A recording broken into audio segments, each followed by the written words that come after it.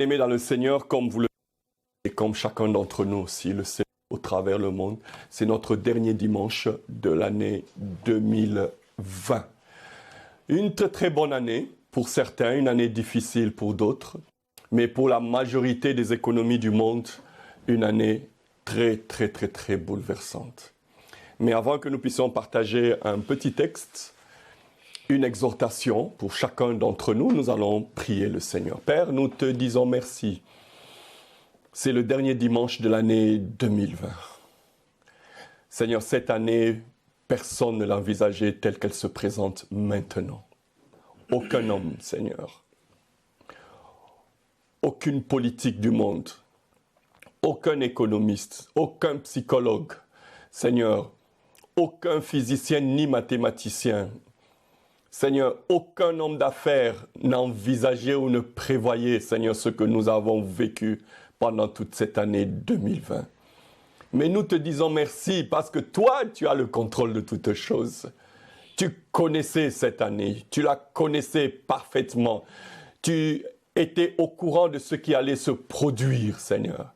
Car lorsque les choses se produisent dans le monde, Seigneur, toi, tu es assis sur ton trône et tu contrôles toutes choses. Rien n'échappe à ton contrôle, ni à tes directives, Seigneur. Nous te disons merci et nous te rendons l'honneur, la gloire, la puissance pour nous avoir accordé ce privilège d'être là, ce midi, Seigneur, et être bénis au travers de ces beaux moments que nous passons ensemble. Merci pour tout. Au nom de Jésus, nous avons ainsi prié. Amen. Amen. Gloire au Seigneur. Nous bénissons le nom de notre Dieu parce qu'il est merveilleux. Il est assis sur son trône et il tient le monde entier entre ses mains. Bonne fin d'année. Nous sommes au mois de décembre et c'est le 27. Je profite pour dire à chacun qui me suivent, aujourd'hui c'est mon anniversaire, j'ai une année de plus ou bien une année de moins. Je crois que ce sont les deux à la fois. Gloire à Dieu parce que c'est une année de plus, mais aussi c'est une année de moins de notre vie ici sur terre. Et nous remercions le Seigneur et je bénis Dieu pour tout ce qu'il accomplit dans ma vie et ce qu'il accomplit dans la vie de tous ceux avec qui je partage la vie. Vous au loin et ceux qui sont de près. J'ai appris beaucoup de choses au travers de vous. J'ai appris beaucoup de choses au travers de ceux avec qui je partage la vie de tous les jours. Que Dieu vous bénisse et merci beaucoup pour vos vœux. Aujourd'hui, comme je l'ai dit, c'est le dernier dimanche de l'année 2020. Qu'a été l'année 2020 pour vous? Point d'interrogation. J'ai beaucoup réfléchi, j'ai prié le Seigneur. Je dis, Seigneur, pour un dernier dimanche de l'année, qu'est-ce qu'il faut partager? Seigneur, donne une orientation. Nous bénissons. J'ai une toute petite exhortation par rapport à ce temps, un temps particulier que nous sommes en train de vivre, que nous sommes en train de traverser. Nous allons lire un texte, celui de Marc, chapitre 4, le verset 35 à 41. Ce qui m'intéresse, c'est le verset 35, et puis une toute petite pensée qu'il y a dans le verset, dans la suite de ce verset, de ces versets. Marc, chapitre 4, le verset 35 à 41. Je ne sais pas si quelqu'un, au milieu de nous, peut nous lire ce texte. Marc chapitre 4, verset 35 à 41. Ces jours-là, le soir venu, Jésus leur dit, « Passons sur l'autre rive. » Après avoir envoyé la foule, ils l'amenèrent dans la barque où il se trouvait. Et il y avait aussi d'autres barques avec lui. Un vent violent s'éleva et le vague s'est jeté sur la barque, au point qu'elle se remplissait déjà. Et lui, il dormait à l'arrière sur les coussins. Ils le réveillèrent et lui dirent, « Maître, cela ne te fait rien que nous soyons en train de mourir. » Il se réveilla, menaça le vent et dit à la mer, « Silence, tais-toi. » Le vent tomba et il y eut un grand calme. Puis il leur dit, pourquoi êtes-vous si craintifs? Comment se fait-il que vous n'ayez pas de foi? Ils furent saisis d'une grande frayeur et ils se disaient les uns aux autres, qui est donc cet homme? Même les vents et la mer lui obéissent. Amen. Même le vent et la mer lui obéissent. La première partie de ce verset que nous venons d'écouter la lecture par notre bien-aimé Maurice, ce même jour, le soir, Jésus leur dit, passons à l'autre bord. Nous sommes le 27 décembre. Dans quelques jours, nous serons en 2021. Nous allons quitter une année pour une autre année. Et nous quittons aussi une décennie pour une autre décennie. Celle qui commence en 2021. Bien-aimés dans le Seigneur, je sais qu'il y a beaucoup de questions que nous nous posons. Mais peu importe les questions que chacun d'entre nous ou l'expérience qu'il a eu à vivre tout le long de cette année 2020, nous allons passer d'une année à l'autre.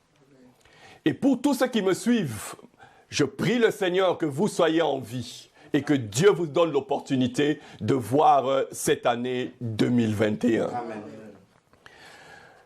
Christ a dit, passons à l'autre bord. Au fait, ça ressemble à une traversée. Pour la majorité des chrétiens, un peu partout au travers le monde, même le non-chrétien, l'année 2020 n'a pas été facile. Elle a probablement bien commencé, avec quelques petites difficultés. Je me rappelle, au mois de janvier, j'avais un voyage missionnaire en Suisse.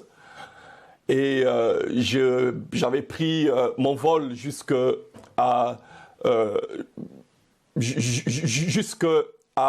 comment je peux dire, attends, j'ai oublié le nom de l'aéroport en question. J'ai atterri en Italie et j'ai pris la voiture pour aller en Suisse, parce que c'était en Suisse italienne. Et j'ai passé quelques jours dans toute cette partie de la Suisse italienne. Et on était parti pour visiter une de nos églises qui se trouve dans cette contrée. On a passé un bon moment avec les bien-aimés à Locarno. Et tous les frères et sœurs qui venaient de l'Italie. Et comme vous le savez, c'était pendant cette période que la pandémie avait déjà commencé. Et c'est au mois de mars, pratiquement, ça avait pris de l'ampleur au mois de février. Et au mois de mars, nous sommes entrés dans le confinement. Et je me rappelle encore dans cet aéroport ou dans cette partie du monde, l'Italie particulièrement, lorsque la pandémie a commencé à s'introduire en Europe, c'est à partir de l'Italie que ça s'est pratiquement répandu, si mes informations sont bonnes. Et je sais que ce pays a été vraiment touché. Nous avons suivi avec beaucoup de personnes les messages qui ont été envoyés de part et d'autre. Juste après la première vague, comment une église où presque plus de 80% des membres de l'église sont morts. Ils ont été emportés par la pandémie. Et je sais que ce pasteur, lorsqu'il est revenu à l'église, on avait mis tout simplement les photos des membres sur les places, les chaises, les bancs. Et lorsque j'ai regardé cette photo, j'ai dit, Seigneur, quelle expérience! Mais nous rendons grâce à Dieu parce que Dieu nous a épargnés de cela. Et là, c'était au mois de janvier, et puis le mois de février, ça a pris de l'ampleur. Et au mois de mars, les frontières étaient fermées et nous sommes entrés dans un confinement total. Qui pouvait imaginer que l'année 2020 serait ce que nous sommes en train de vivre aujourd'hui? Et je me rappelle à l'époque, chacun d'entre nous se disait, ça fera 1 mois, ça fera 2 mois, Ça va passer, ça va passer. Aujourd'hui, nous sommes au mois de décembre. On est en train de nous parler d'une deuxième vague qui pratiquement est en train de passer. Mais on nous parle d'une troisième vague. Oh, bien-aimés dans le Seigneur, quelle a été cette année pour vous, personnellement? Avec tous ces millions que compte le monde, plus de 1 700 000 personnes qui ont été emportées particulièrement par cette pandémie. Des moments difficiles pour certains et des moments très bouleversants pour d'autres et des moments d'incertitude pour chacun d'entre nous. Ceux qui se disaient que dans une année ou bien dans un mois plus tôt, ça passera de mars à avril, d'avril à mai, de mai à juin. On se disait pendant les vacances, ça ira. Nous nous sommes retrouvés en plein confinement pendant les vacances. On se disait qu'au mois de décembre, les choses vont changer, nous allons fêter. Et curieusement, on nous a mis en confinement sans être capables du moins, ne fût-ce que de nous retrouver et de partager les moments ensemble. De l'incertitude, oui, de l'incertitude. Mais peu importe ce qu'a été l'année 2020, nous allons traverser vers l'année 2021. À la vie de beaucoup, l'année 2020 a été bizarre, une année très incertaine. Peut-être c'est le cas pour vous, c'est le cas pour chacun d'entre nous. On pourrait même qualifier cette année comme étant une année catastrophique dans beaucoup de domaines. Le monde entre en récession, et ça c'est une réalité. Il y a beaucoup de défis qui se présentent à nous. Je ne sais pas donner la liste de tous ces bouleversements que chacun d'entre nous a eu à vivre. Mais la grande question que nous nous posons, mais que nous réserve l'année 2021 ? Aujourd'hui, nous ne parlons pas tellement de l'année 2021, mais nous voulons un tout petit peu nous arrêter pour voir ce qu'a été l'année 2020. Bien-aimés dans le Seigneur, nous quitterons 2020 pour 2021. C'est en quelque sorte comme une traversée. Le thème de mon message, c'est la traversée. Nous nous préparons à entrer en cette nouvelle année et cette nouvelle décennie qui est la 22e, c'est ça, non? Oui, 22e siècle, oui.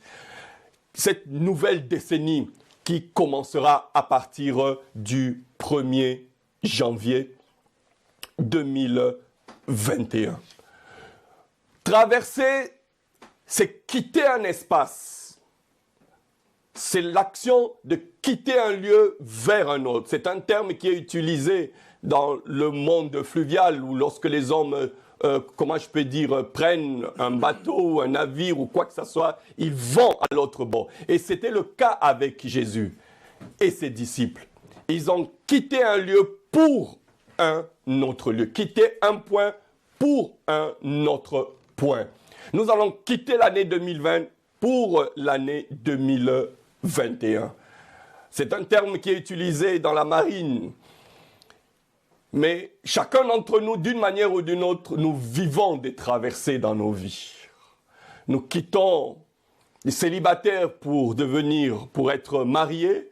Il y a d'autres divorces qui quittent ce stade de vie en famille, en couple, pour se retrouver en train de vivre seul. C'est aussi un changement. Et chacun d'entre nous, nous vivons toutes sortes de changements dans notre vie. Comme mon bien-aimé le disait tantôt, il se pose la question, mais qu'est-ce que je disais? Comment je me comportais? Quelle est l'attitude que j'avais lorsque des problèmes surgissaient dans ma vie au moment où j'étais païen? Le fait de quitter l'état de païen pour devenir chrétien, être enfant de Dieu, quitter le stade de créature et devenir enfant de Dieu. C'est aussi un changement, une sorte de traversée qui se produit dans nos vies. D'autres étudiants sont devenus des employés, d'autres employés sont devenus des chômeurs, des dépendants, sont devenus des indépendants. D'autres ont quitté de la mort à la vie, d'une année à l'autre, d'une décennie à l'autre. Ce changement, nous le vivons jour après jour. Ces différents changements, ces différentes traversées plutôt, nous les vivons différemment. Les uns vivent cela d'une manière brusque, comme cette femme qui a perdu son mari. Je me rappelle encore de cette histoire, il y a plusieurs années. Du jour au lendemain, son mari n'était plus, tout simplement parce qu'on l'avait abattu devant elle et devant sa maison. Ça a été des moments tristes pour elle. Ça a été une traversée brusque. Elle a perdu son mari. Et pour certains aussi, pendant cette période, il y a eu beaucoup de bouleversements et beaucoup de changements. Nous avons perdu un frère, une sœur, un oncle, une tante, un collègue, un voisin.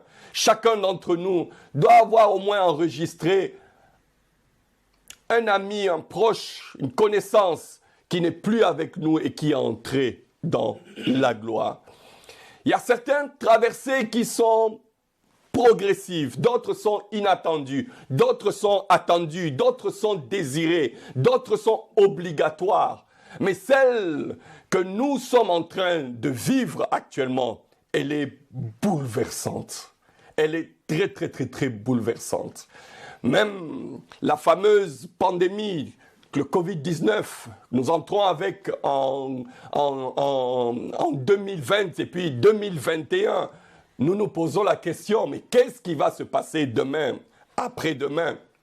Mais ce qu'il y a de particulier par rapport à cette année, c'est que cette traversée, elle est pour tout le monde. Elle n'est pas personnelle, mais elle est un peu collective, elle est mondiale. C'est-à-dire, nous avons notre vie et le monde aussi a ses plans, a ses programmes. Mais et nos plans et le programme du monde, tout cela est totalement bouleversé. C'est pour cela que je me dis que cette traversée que nous passerons de l'année 2020 à 2021, elle est une traversée qui est très, très, très, très bouleversante. Beaucoup d'entre nous, nous nous posons la question, mais que sera l'année 2021? Lorsqu'on entrait en 2020, nous avons reçu beaucoup de messages, beaucoup de paroles prophétiques, beaucoup de déclarations, beaucoup d'expectatives. Nous nous sommes dit que l'année 2020 sera une année merveilleuse, glorieuse. Elle est toujours pour certaines personnes, oui. Quelle est l'attitude que nous devons développer pour que cette année 2021 ne soit pas une année dure, difficile, avec beaucoup peut-être d'incertitudes, comme c'est le cas pour beaucoup d'entre nous? Il y a deux choses que je vais tout simplement mentionner que nous aurons à développer en 2021, que nous devons avoir en tant que chrétiens pour faire face à ce qui attend chacun d'entre nous dans cette nouvelle année. Les traversées dans la Bible, il y en a beaucoup. Il y a la traversée de la mer Rouge, lorsque les enfants d'Israël ont quitté l'esclavage pour la liberté, aller tout droit vers la terre promise. Il y a la traversée de la Galilée, vous avez ça dans Luc 8, 22 à 25. Il y en a plusieurs. Mais comment sera votre traversée, celle que vous allez passer de l'année 2020 à 2021? Christ a dit à ses disciples, allons à l'autre bord, allons de l'autre côté. Si Christ a dit à ses disciples, allons à l'autre bord, allons de l'autre côté, c'est que sûr et certainement, l'autre côté avait besoin de Jésus et de ses disciples. Bien-aimés dans le Seigneur, Dieu vous a jugé digne de vous garder, de vous protéger, de prendre soin de vous, pour que vous puissiez faire cette traversée pour l'année 2021. Pourquoi vous êtes en vie jusqu'à aujourd'hui? Êtes-vous spécial? Je ne crois pas. Dieu nous a fait tout simplement grâce. Ceux qui sont passés, ceux qui sont partis, qui ont été atteints, qui n'ont pas pu être soignés, ceux qui ont été soignés les premières heures de cette pandémie, les premiers mois de cette pandémie, où les médecins ne savaient quoi faire, ils ne savaient pas quel est le protocole, quel est le traitement. Ils allaient dans tous les sens. Il y a une grande partie d'hommes et de femmes qui sont partis. Je sais que le nombre de morts a suffisamment baissé, mais Dieu a fait à ce que vous ne puissiez pas vous retrouver dans cette situation. Mais qu'aujourd'hui, vous soyez encore là, vivant. Vous n'êtes pas meilleur plus que les autres. Et moi aussi, je ne le suis pas. Mais Dieu nous a fait grâce. Est-ce un moment d'action de grâce? Oui, c'est aussi un moment d'action de grâce. Nous avons parlé de l'action de grâce déjà depuis le début de ce mois. Oh, bien-aimés dans le Seigneur, Dieu nous a gardés. Dieu nous a protégés. Pourquoi il vous a gardé? Pourquoi il vous a protégé? Il vous a gardé, il vous a protégé parce qu'il a besoin de vous pour cette nouvelle année 2021. Il a besoin de vous pour cette nouvelle décennie. Il vous juge utile. Il trouve que votre présence, le rôle que vous allez jouer est un rôle déterminant. Ce qu'il a déposé en vous, ce qu'il a investi dans votre vie est utile pour que, dans cette nouvelle décennie, cette nouvelle année, que vous puissiez jouer le rôle pour lequel Dieu vous a envoyé sur terre. Il y a un bien-aimé dans le cadre du réseau des églises de la Restauration. Il a donné un thème, les survivants. J'ai dit, waouh, les survivants. Pardon? La traversée des survivants. Oui, il a donné ce thème. La traversée des survivants. Nous avons survécu. Dieu nous a fait grâce. Si la première vague ne nous a pas emportés et la deuxième ne nous a pas emportés, bien-aimés dans le Seigneur, la troisième, elle ne va même pas nous emporter. Amen. Parce que nous sommes déjà préparés par rapport à ça. Nous savons comment la première vague est venue. Vous savez, lorsqu'une première vague arrive, vous ne savez pas comment elle vient. Mais là, vous êtes au moins informés. Pourquoi il y a moins de morts? Parce qu'on a déjà défini un protocole lorsque quelqu'un est en détresse respiratoire ou lorsque les maladies opportunes, les maladies opportunes se présentent, se manifestent. La médecine sait comment s'y prendre. Bien-aimé dans le Seigneur, ce n'est pas la deuxième ou la troisième vague qui va t'emporter. Vous entrerez en 2021. Et ma prière, c'est que Dieu vous garde. Il ne reste que quelques jours pour que nous puissions entrer dans cette nouvelle année. Dieu sait que nous sommes utiles. Vous êtes utiles. Moi, je suis utile. Et Dieu a besoin de chacun d'entre nous. Non seulement Dieu a besoin de nous, mais si Christ a traversé avec les disciples, Dieu nous précède en 2021. Il nous attend. Bien-aimés dans le Seigneur, l'Éternel, le Dieu créateur du ciel et de la terre qui est votre Père, il vous attend en 2021. Il veut que vous puissiez entrer en 2021. Il veut que vous soyez en vie. Il veut que vous puissiez être son instrument pour faire connaître son nom, pour que sa gloire puisse se manifester. Dieu a en réserve quelque chose de merveilleux pour nous.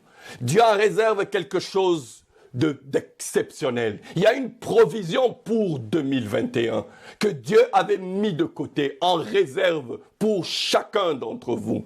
Et soyez-en sûrs, cette provision, vous allez jouir pleinement de cette provision.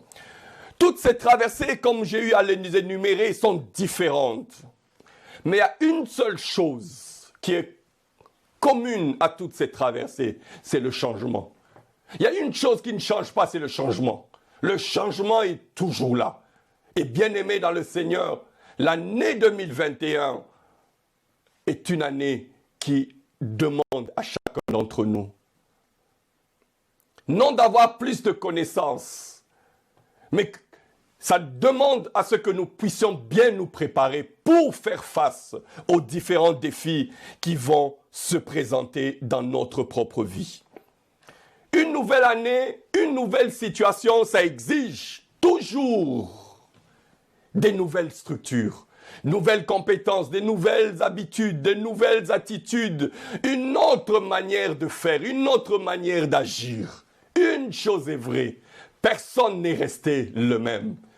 Ce que nous avons eu à traverser, sans le savoir, bien-aimés, vous avez changé. Vous avez changé sans vous rendre compte. J'aimerais que chacun d'entre nous puisse un peu se représenter ce qu'il était en janvier 2020 et ce qu'il est aujourd'hui. Même votre manière de voir les choses a changé. Et peut-être vous n'arrivez pas à saisir cela. Oh, plaise à Dieu que vos changements soient conscients, que vous puissiez comprendre quels sont les changements qui se sont produits dans ma vie et quels sont les changements qui doivent encore se produire. Et je rends grâce à Dieu parce qu'au travers de cette pandémie, notre vision, notre regard, notre manière d'aborder la vie a vraiment changé. Lorsque le sage disait « Oh, ne vous attendez pas, ne faites pas des programmes par rapport au lendemain, car vous ne savez pas ce qu'un jour est capable d'enfanter. » Nous avons compris ce qu'une année est capable d'enfanter. Les économistes aujourd'hui, ils se posent la question, mais quel type d'économie faut-il mettre sur pied pour faire face à cette récession? Oh, je prie le Seigneur pour tous ceux qui sont des étudiants parmi nous, tels que nous sommes là, tous ceux qui font des recherches, tous ceux qui ont des sujets de thèse. Trouvez des solutions en rapport avec les défis qui se présentent dans nos vies actuellement. Surtout sur le plan économique. Quel type d'économie faut-il mettre sur pied pour arriver à faire face à cette réalité que nous sommes en train de vivre? Allons-nous entrer en 2021 avec toutes ces expériences que nous avons vécues? Non, bien-aimés. Nous avons peut-être été frustrés, nous avons perdu le travail, nous avons été frappés d'une manière ou d'une autre par une situation, un malheur quelconque, ou bien on a perdu un ami, ou bien nous-mêmes, nous avons failli passer, mais nous avons été sauvés. Nous n'avons plus l'usage peut-être d'un membre de notre corps, peu importe. Bien-aimés dans le Seigneur, nous avons appris quelque chose. Et ce que nous avons appris, c'est ce que nous avons besoin pour entrer avec en 2021. Alors la grande question que j'aimerais que chacun d'entre nous réponde, quelles sont les leçons que vous avez apprises pendant cette année 2020? Quelles sont les leçons que vous avez apprises? Ah, oui, une belle question. Dieu vous a sûrement appris beaucoup de choses. Nous n'allons pas entrer en 2021 avec les frustrations, avec les déceptions, avec les abandons que nous avons vécus, avec les moments de douleur. Mais du moins, on traverse toutes ces expériences que nous avons vécues. Quelles sont les leçons que nous avons tirées de ces différentes réalités que nous avons vécues? Nous avons au moins compris que la vie ne tient qu'à un seul fil. Nous avons appris qu'il y a des choses essentielles, il y a des choses qui ne sont pas essentielles.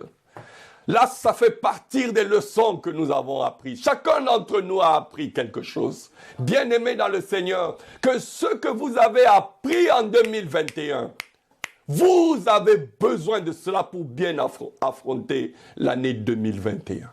N'oubliez pas les leçons que vous avez apprises. Dieu vous a appris d'une manière ou d'une autre. Il vous a appris certaines choses.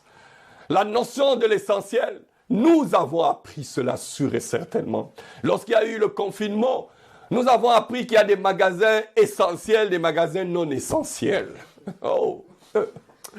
Bien-aimés dans le Seigneur, je sais qu'il y a des gens maintenant en 2021, ils disent « Ah, si je mets sur pied une entreprise de commerce, il faut que je veille sur ce qui est essentiel. » De telle manière, même s'il y a une énième vague, du moins mon magasin, il y a beaucoup de gens, beaucoup de restaurants ont fermé, beaucoup de sociétés ont fermé. Et je loue Dieu pour ceux qui ont eu l'intelligence de transformer leur société. Je me rappelle encore d'une société qui fabriquait certaines matières de liège juste au début du confinement. Ils se sont transformés en train de fabriquer les tiges qu'on avait besoin pour faire les tests de Covid. Voici des hommes et des femmes qui ont compris que dans la vie, lorsque la situation change, il est important de commencer à réfléchir. Au lieu de dire « je ne peux pas », bien-aimé dans le Seigneur, dès le moment que vous dites « je ne peux pas », même ton cerveau cesse de chercher une solution. Ça s'arrête là. Mais lorsque quelqu'un dit « je peux », ton cerveau va continuer à tourner. Et ceux qui disent « je peux », ils finissent par trouver une solution. Bien-aimés dans le Seigneur, nous avons des grands défis en 2021. Nous avons besoin des leçons que nous avons apprises. Il n'y a plus rien d'acquis. Toutes ces grosses sociétés que nous connaissions, qui engageaient des millions et des millions de personnes, beaucoup d'entre elles ont fait faillite. Et de nouvelles sociétés ont pris naissance. Bien-aimés, en 2021, il y a des nouvelles sociétés qui doivent naître. Et ces nouvelles sociétés, ces nouvelles structures, ces nouvelles associations, c'est vous et moi qui devions voir dans quelle mesure, avec la sagesse, l'intelligence, les talents que Dieu nous a donnés, que nous puissions utiliser cela pour apporter une solution. Bien-aimés dans le Seigneur, votre version de 2020, elle est de loin inférieure à la vraie version que Dieu attend de votre vie. Bien-aimés dans le Seigneur, peut-être vous croyez à vos talents, vous croyez à vos capacités. Mais permettez-moi de vous le dire, les talents, les capacités que vous avez, ce n'est que la base. Vous devez travailler ces talents, travailler ces capacités pour arriver à jubiler, à faire face plutôt aux défis de l'année 2021. Et mon exhortation d'aujourd'hui, c'est que chacun d'entre nous puisse se préparer.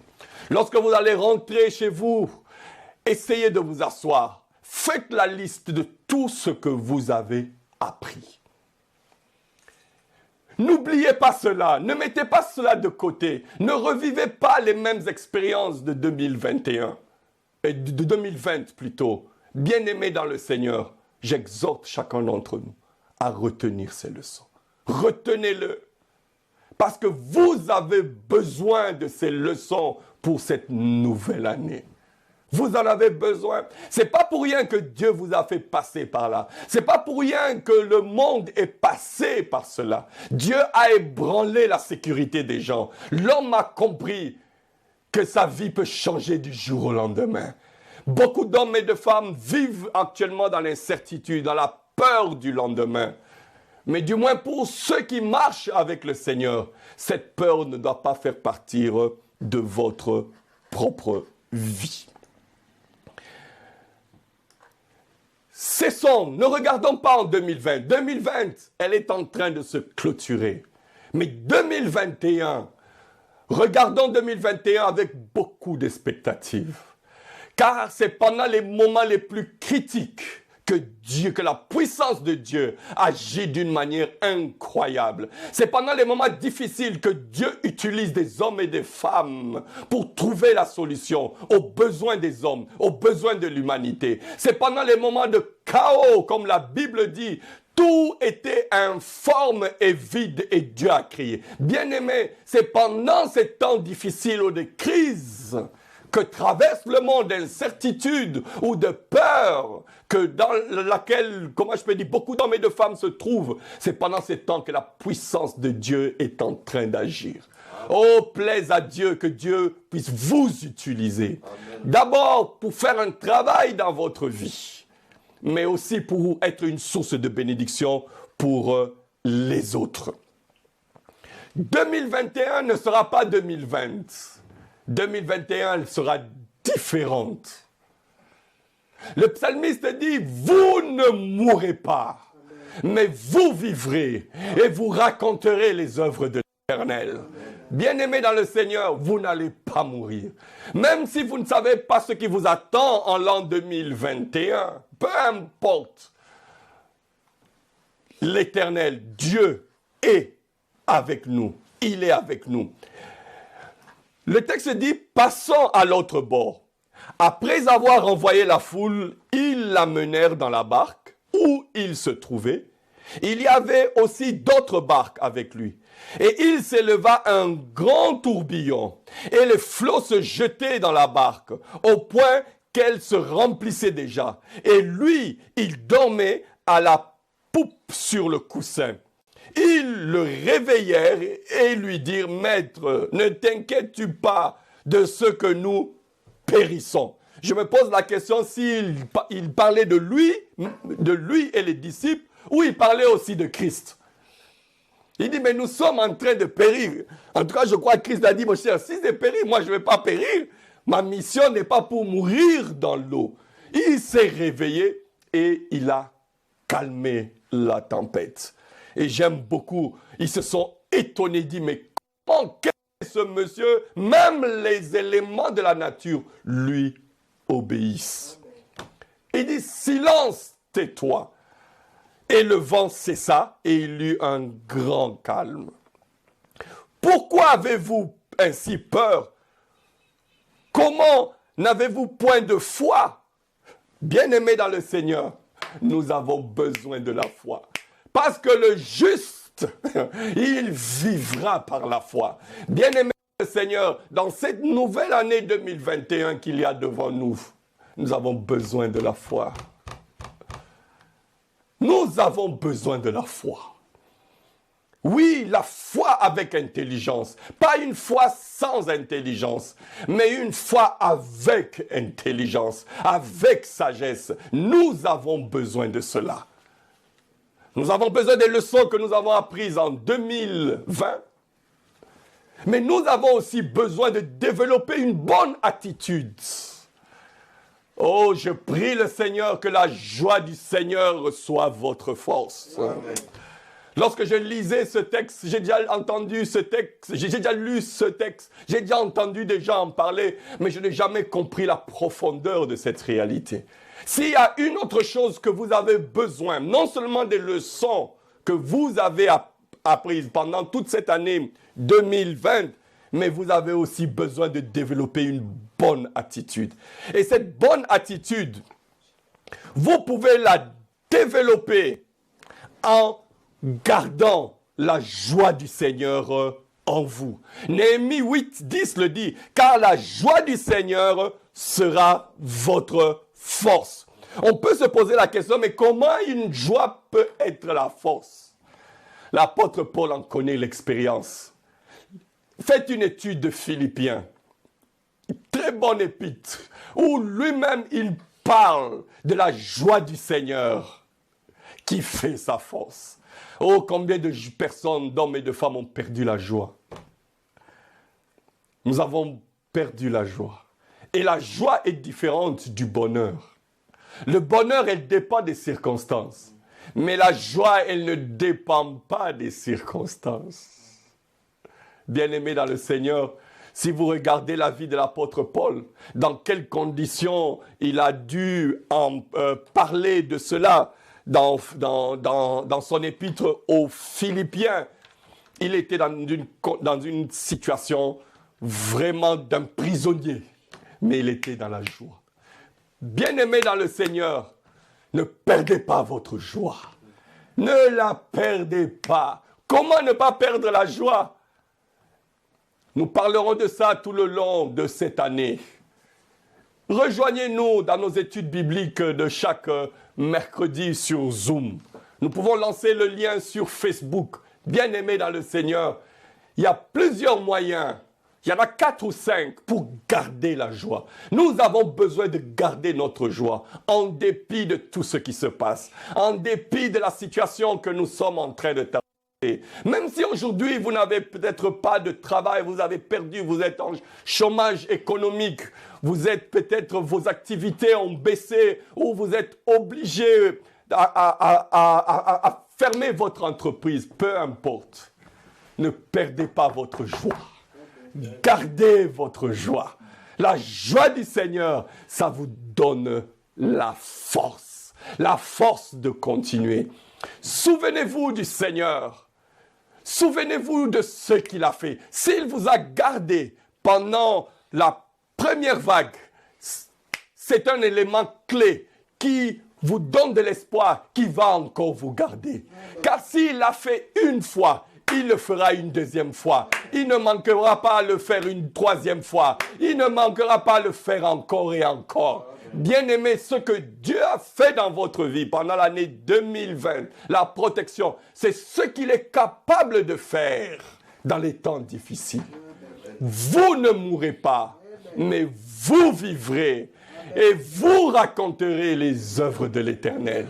Vous parlerez comme nos parents. Il dit, nous avons passé des moments difficiles en 1900 et quelques. Il y avait une pandémie. Il y a beaucoup d'entre nous qui sont partis. Mais Dieu nous a fait grâce et nous sommes restés en vie. Bien-aimés dans le Seigneur, vous ne mourrez pas. Nous traversons. Nous nous préparons pour entrer en 2021. Mais avec quoi entrerons-nous en 2021?